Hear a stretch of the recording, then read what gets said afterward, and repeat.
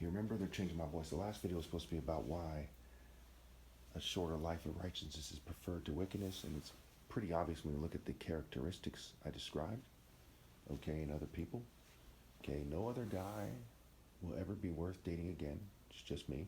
And no female is worth dating. Okay, now, there's some nice females that I was friends with at one point. Okay, and this is not aimed at them, but I judge not to please myself because I'd rather not hurt their feelings. I judge to please God who made me and in a sense sent me by making me who I am.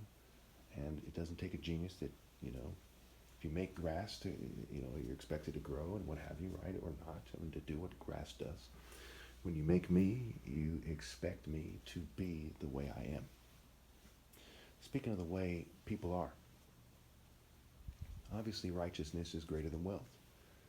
You know, it's also greater than being, you know, a talented athlete or something. How many of you can name the top 5 sprinters in the world, the top 5 swimmers, the top 5 people who do a long jump, etc.? But all of you know who Martin Luther King is, okay? And you were taught that he's righteous. Righteousness is greater than wealth, and quite often we remember the righteous who are famous, and we don't remember the other celebrities. Quite often I come across celebrities, you know, and I'm like, who's this person? And they've been popular for, you know, 15, 20 years and never even heard of them. And they, you know, have millions of views in their songs on YouTube, okay, because these people are insignificant, dime a dozen celebrity trash. But the righteousness is golden. Righteousness is greater than wealth. And I like to use the example of if you were chained to a pole. Now this example is going to be a little bit disturbing, I warn you, but this video is important, so bear with me. If you were chained to a pole and you were throwing up on yourself and defecating on yourself every day, okay, would you want to live a long time? Wouldn't just a mere year or a mere week of being righteous and living a decent life be preferred to a long life of that? So where do you draw the line? Because you people show that inability to draw the line. And when you draw the line, right, it reflects your bloodline, right, drawing the line, so to speak. It reflects drawing the spirit that you're in. You're drawing the spirit of can't draw the line correctly, which is pitiful, and no person with sense could respect it. Now this video is about the ox effect. It should be on the title. If it's not, write it down. I want you all to remember this example always and know this is one of the main ways the governing class has cheated you. The countless white people who are indifferent have cheated you. The countless Jewish people who are indifferent have cheated you. The LGBT community who are instrumental in making the school system the way that it is have cheated you. Okay, why are they so much in the news and fashion? Okay, why are they so much in the tech sector? Why are there LGBT people dominating things for years? Before gay marriage was legalized and whatever else advancements they made in that regard, why were there so many of them? Why did they dominate Hollywood my whole life? You know, in the 80s, they dominated Hollywood. The reason why the Star Wars characters are a little gayish, right? Why is it? Why does everyone look gay on the news and in the movies and TV shows? Why all this gay? Because they've made it a certain way, which is the ox effect. If one was to be an animal in nature and they were a fox or a rabbit or a bird, should they be expected to carry the cart like the ox? No, because the ox is formed for that, a life formed for that task, so to speak, or able to do that task. They were built for it, as the saying goes. We're not all cut from the same cloth, as the saying goes. We don't all have the same skill sets. We didn't all have the same background, cultural background, historical background, family heritage, what have you, where some people had oral traditions.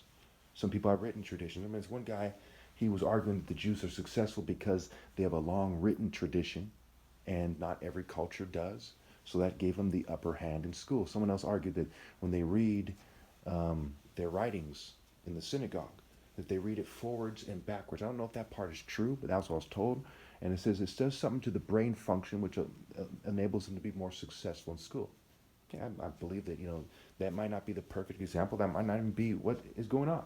But it is a good example to make to show us that when you have different practices over time, you are forged to be that. That's why part of why I'm the top martial artist by far is because other people were not formed to be that. Okay, if you're formed from if you're from a night culture, you're a mere person walking around with a spear or an axe or something, and you're not in the pressure cooker in in Africa, in sub-Saharan Africa, okay, historically, then you're going to be at a significant disadvantage. Your senses won't be as naturally honed, right? We're not all forged to be the top martial artist. Only I am. And I'm the last valid martial artist possible because there isn't going to be a logical and true moral path after I'm gone. So for a similar reason, no one has a chance against me one-on-one sparring if I was allowed to heal. Okay, the school system was made unfair. Do you find a fish to haul a cart for you? If you lived in a time where oxes hauling the carts and donkeys, okay, or do you find an ox? And then of course there's horses and donkeys, but not every animal. And so it is with humans. Some are tall and skinny, some are short and skinny. Some are short and thick, some are tall and thick, some are medium-sized and thick and skinny, and so on and so forth. Some are fat, some are strong. Okay, we're not all genetically predisposed to be good at that. So it's the ox effect. Okay, I wanted to make this video shorter, but I think I explained it pretty well here. Okay, so when they say things like, okay, why are you living with your parents? Well, it's a white privileged society. Society owes me probably over $1 billion when you consider other lawsuits. Okay, people who sue people for sexual harassment and get hundreds of millions of dollars sometimes. At least one time with the Bill O'Reilly case, right? You know, there's one chick with the coffee at McDonald's incident. She got paid millions of dollars or however much what it was. I've been harassed my entire life and intensely, since at least 2011, intensely stalked, harassed, experimented on, okay? They're obstructing justice as they ignore my police reports. Like, hey, we know it's illegal to do non-consensual experimentation. We know it's illegal to racially harass someone for any reason. But we're going to ignore your police reports. We don't care if you write every police department in the country. Okay, that just ignoring the police reports of racial harassment should come with hundreds of millions of dollars. There's one guy, one person of the FedEx, right? I saw in the news that it was a racial discrimination lawsuit at FedEx that I believe the person got like $200 million. So when we look at it and we put it in the context, society owes me well over $1 billion, well over. And considering I'm the top martial artist ever, think about how much money I could have made. I could be the president. I could be the richest man on the planet. Okay, I'm the most respectable person that ever lived. And of course, your racist white court system would not factor that in, would they?